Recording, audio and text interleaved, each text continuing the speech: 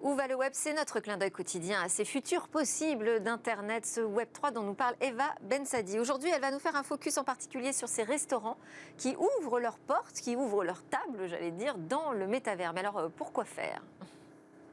Le métavers serait-il l'avenir de la restauration? Ce moment convivial du déjeuner ou dîner entre collègues ou entre amis assis à table a déjà laissé sa place au comptoir et emballage à emporter de la restauration rapide. Et oui, le Covid-19 est passé par là et en quelques mois, on a changé d'air.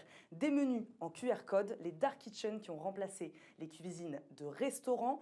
Prochaine étape donc, le métavers, et plusieurs restaurants se lancent déjà dans l'aventure.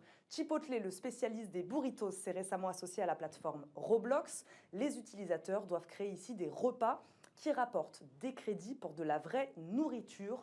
Au lancement, plus de 20 000 personnes attendaient pour rentrer et collecter des crédits pour leur prochaine commande Chipotle en recevant des codes spéciaux. McDonald's aussi a annoncé l'ouverture de restaurants dans le métavers, un restaurant virtuel proposant à la fois des biens virtuels et réels, ainsi que la livraison à domicile.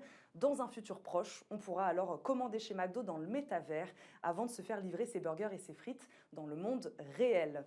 La marque a aussi pour ambition de proposer de la nourriture et des boissons virtuelles et l'émission de NFT. Vous l'aurez compris, le métavers dans la restauration promet une révolution des usages, qu'il s'agisse des programmes de fidélité et de promotion, de commandes ou de réservation en ligne. Pourquoi pas même visiter un restaurant avant d'y manger? Vous restez sceptique? Selon un rapport de Me & You, leader de la commande à table, 52% des millennials, soit les jeunes entre 25 et 35 ans, affirment qu'ils souhaiteraient pouvoir tester un nouveau lieu au sein du métavers avant de se rendre sur place. La moitié des jeunes interrogés seraient même davantage attirés par un restaurant qui propose des activités en réalité virtuelle. On peut carrément imaginer un déjeuner à Istanbul, un goûter à Paris ou un dîner à Rio dans la même journée. Alors évidemment, il n'y a pas de vraie nourriture, mais vous interagissez avec des avatars qui rapporteront aux enseignes de restauration ce que vous aimez ou pas, ce que vous pensez du lieu ou ce que vous aimeriez commander.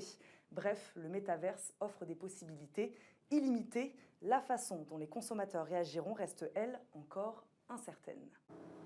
Incertaine, oui. Célia Audan, finalement, cet univers, le métavers, c'est assez proche de celui du jeu vidéo. Vous vivez dedans déjà au quotidien. Oui, l'aspect 3 dimensions et naviguer dans un monde, oui, c'est le métavers.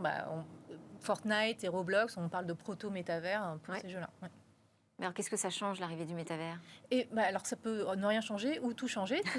Tout dépend des questions qu'on se pose. Et encore une fois, il n'y aura pas d'innovation si on ne pense pas à l'invention et qu'est-ce que ça va apporter aux utilisateurs. Plutôt que se dire « Ah là là, c'est nouveau, c'est génial, on va faire ça parce qu'on peut », plutôt se demander en quoi ça va être intéressant pour les personnes, qu'est-ce qu'elles auront envie de faire et pourquoi elles auront envie d'aller dans le métavers. Pas juste parce que c'est une nouvelle technologie. Pourquoi j'aurais envie d'imaginer que j'ai dîné à Rio ce soir dans le métavers? Qu'est-ce que ça vous apporte? Merci beaucoup, chers invités. Merci à tous les trois. Célia Audan, consultante en stratégie UX, Anthony Babkin de Diversity Days et Hicham Housseni de Kunto. Merci beaucoup aussi à tous de nous suivre tous les jours. C'est la quotidienne du numérique et de l'innovation. Ça continue absolument tous les jours et demain. Donc, nouvelles réflexions et discussions sur la tech avec un débrief de l'actu.